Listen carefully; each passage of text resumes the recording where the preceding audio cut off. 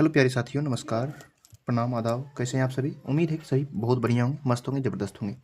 आज हम लोग पढ़ने वाले हैं हमारी दुनिया क्लास 8 यानी 8वीं कक्षा की जो हमारी दुनिया है उसका पहला चैप्टर जो संसाधन है। बारी से हम सभी क्वेश्चन को करेंगे। तो सबसे पहला जो है संसाधन का जितने भी क्वेश्चन आंसर है और डिटेल से समझते चलेंगे। अब एक एक करके सभी क्वेश्चन को अच्छी तरह से देखते चलेंगे और अच्छी तरह से समझते चलेंगे, क्योंकि जब भी मैं बताऊंगा पूरा समझा करके बताऊंगा तो आपको अच्छी तरह से समझ में आएगा। क्योंकि सिर्फ कॉपी में लिखा हुआ ही आपके पास नहीं चाहिए, बल्कि आपके दिमाग में होनी चाहिए। तो संसाधन संसाधन क्या होता है? तो कहेंगे संसाधन मानवीय आवश्यकताओं को पूरा करने वाले सभी जीव जंतुएं, वस्तुएं एवं पदार्थ क्या कहलाते हैं? संसाधन कहलाते हैं। हालांकि जितना चीज़ इसमें ये दिया हुआ है हेडलाइन करके, वही चीज़ आपका क्वेश्चन में आंसर दिया हुआ है। आप सही तरह से समझे तो बस आराम से आप क्वेश्चन का आंसर दे सकते हैं। यानी कहेगा संसाधन किसे कहते हैं? तो कहेंगे मानवीय आवश्यकताओं को पूरा करने वाली सभी वस्तुएं एवं सभी जीव जंतु जो है वो संसाधन कहलाते हैं। यानी जितनी भी चीज़ हम उपयोग में लाते हैं, जितनी भी चीज़ों को उपयोग करते हैं, सभी क्या है? संसाधन है।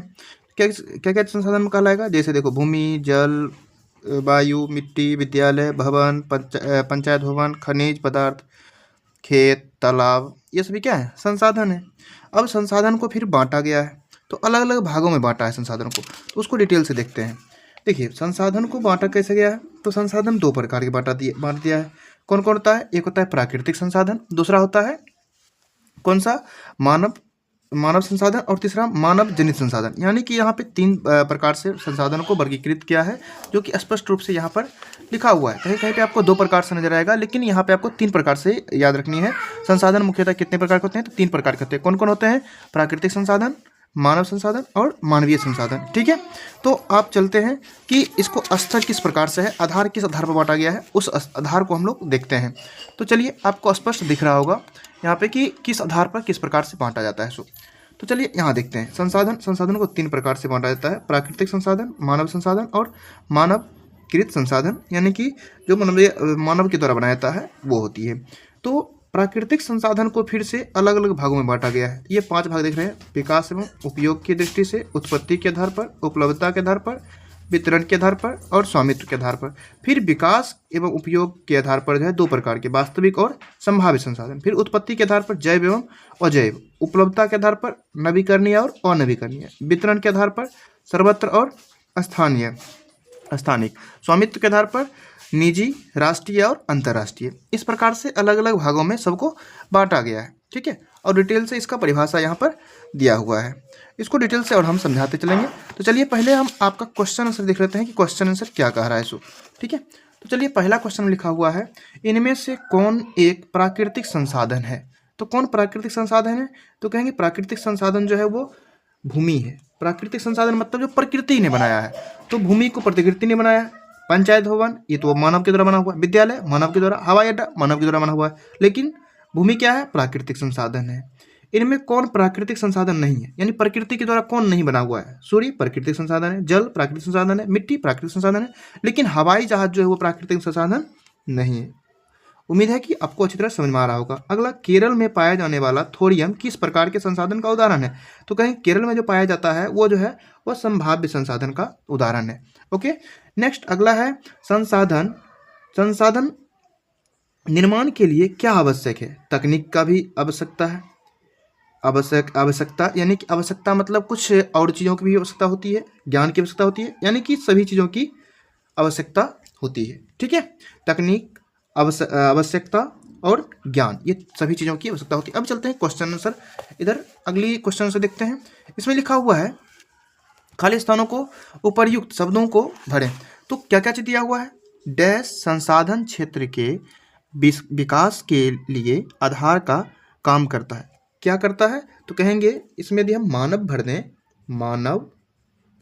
मानव संसाधन क्षेत्र के विकास के लिए आधार का काम करता है।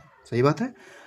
राजस्थान में पाया जाने वाला तांबा डैश संसाधन का उदाहरण है। तो कहेंगे ये वास्तविक संसाधन का उदाहरण है। किसका है? वास्तविक संसाधन का उदाहरण है। तीसरा, डैश एवं शारीरिक क्षमता मानव को संसाधन बनाने के लिए आवश्यक होती है। यानी कि कहेंगे ज्ञान और शारीरिक क्षमता, ये दोनों रहेंगे तो आप आसानी से कोई भी चीज़ संसाधन को बना सकते हैं। ठीक है, अब चलते हैं क्वेश्चन आंसर। इसमें कह रहा अधिकतम 50 शब्दों में उत्तर दें। सटीक से सटीक जवाब देना है, तो आपको सही तरीके से देखते चलना है और सही तरह से आंसर को देखना है। क्या कह रहा है क्वेश्चन में? पहला क्वेश्चन है संसाधन की परिभाषा दें। तो संसाधन किसे कहते हैं? कहेंगे मानवीय आवश्यकताओं को पूरा करने वाले सभी जीव जंतु, वस्तुएं एवं पदार्थ संसाधन कहलाते हैं। एकदम सटीक आंसर है। यदि अभी तक भी आप हमारे चैनल को सब्सक्राइब नहीं किए हैं तो प्लीज़ चैनल को सब्सक्राइब कर लीजिए, जिससे कि आपको पूरा का पूरा सही डायरेक्शन के साथ सही नॉलेज और सही चीज़ आपको मिलने वाली है। तो बस आपको एक ही चीज़ करनी है। यदि आपको लग रहा है कि आपके हित के लिए है तो आपसे एक भी पैसा नहीं लिया जाता है, बस आपके लिए एक अच्छा कंटेंट दिया जाता है। तो बस आप चैनल को सब्सक्राइब कर दें और वीडियो को लाइक कर दें और कमेंट करें कि सर आपका ये वीडियो आप कहाँ से देख रहे हैं और कैसा लग रहा है। संसाधन के वर्गीकरण के प्रमुख आधार कौन कौन से हैं? तो चलिए इसका आंसर देखते हैं। तो कहेंगे संसाधन के वर्गीकरण के प्रमुख आधार जो है वो कौन कौन से हैं? तो कहेंगे वो निम्नलिखित भागों में बांटा जाता है। तो उसको तो हम क्या कहेंगे? संसाधन के वर्गीकरण के प्रमुख आधार निम्नलिखित हैं। पहला, विकास एवं उपयोग, उत्पत्ति, उपलब्धता के आधार पर, वितरण के आधार पर, स्वामित्व के आधार पर, जो अभी हम लोग पीछे देखे थे। तीसरा, प्राकृतिक संसाधनों का संरक्षण क्यों जरूरी है? तो कहेंगे हमारे जीवन में बढ़ती हुई आवश्यकताओं के कारण संसाधनों का दोहन व्यापक स्तर पर हो रहा है। प्राकृतिक संसाधनों जैसे कोयला, पेट्रोलियम अधिक उपयोग के कारण समाप्त हो सकते हैं, अतः इसका संरक्षण जरूरी है। ठीक है, उम्मीद है कि अच्छी तरह से आपको समझ में आ रहा होगा। यदि आप लिखना चाहते हैं तो वीडियो को रोक करके आराम से आप लिख सकते हैं। नेक्स्ट अगली क्वेश्चन की तरफ चलते हैं। अगला क्वेश्चन क्या लिखा हुआ है? नवीकरणीय संसाधन किसे कहा जाता है? उदाहरण के साथ लिखें। कहेंगे वैसे संसाधन नवीकरणीय संसाधन कहलाते हैं जिसका शीघ्रता से नवीकरण हो सके, यानी आसानी से उसे पुनः उसी रूप में बदला जा सके, अर्थात उनका दोबारा उपयोग किया जा सके। जैसे सूर्य की किरण, सूर्य की किरण का आज हम उपयोग कर लिए, फिर से क्या कर सकते हैं कि उसको हम दूसरे दिन भी उपयोग में ला सकते हैं। किस प्रकार से? जैसे सूर्य का प्रकाश है, उसको हम क्या कर सकते हैं कि सोलर प्लेट के रूप में फिर दोबारा उपयोग में ला सकते हैं। इस प्रकार से बहुत सारे उदाहरण हैं। मैं दो ही एग्जाम्पल लिया हूँ, सूर्य का किरण और पवन, दो एग्जाम्पल आपके बीच लिया हूँ। अगला क्वेश्चन लिखा हुआ है प्राकृतिक संसाधनों के वितरण में असमानता के प्रमुख कारणों को लिखें। तो क्या हो जाएगा? कहेंगे अक्षांशीय विस्तार, समुद्र तट से दूरी, समुद्र जल तट से ऊंचाई तथा स्थल रूप में भिन्नता के कारण सभी प्रकार के संसाधनों का वितरण इस पृथ्वी पर असमान रूप से पाया जाता है। यानी कि सभी जगह पर जो है एक बराबर मात्रा में कहीं भी स्थल एक बराबर नहीं है। कहीं ज़्यादा पहाड़ है तो कहीं नदियाँ ही नदियाँ हैं, कहीं पर समुद्र है तो कहीं पर्वतें हैं, तो कहीं अधिक पेड़ पौधे हैं तो कहीं घनी आबादी है। इस प्रकार से कहीं कहीं खेती है तो कहीं पर जो है 80% एक किसान जो है हमारे तरफ जो है क्या होती है कि खेती पर ही डिपेंड करता है। तो इस तरह से उम्मीद है कि आपको पूरा अच्छा लगा होगा वीडियो। तो बस एक ही चीज़ चाहिए आपसे, कुछ नहीं चाहिए, बस चैनल को सब्सक्राइब कर दें और वीडियो को लाइक कर दें और कमेंट जरूर कर दें। ओके, फिर मिलते हैं अगले वीडियो में। थैंक यू, धन्यवाद।